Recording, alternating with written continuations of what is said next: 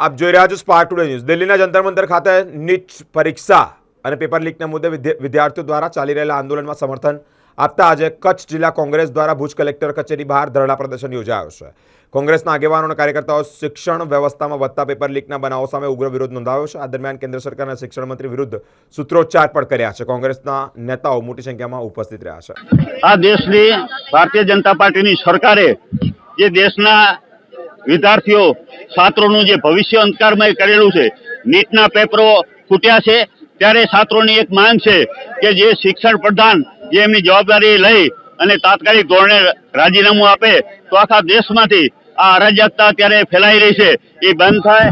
અત્યારે દેશનો છાત્ર જાગી ગયો છે।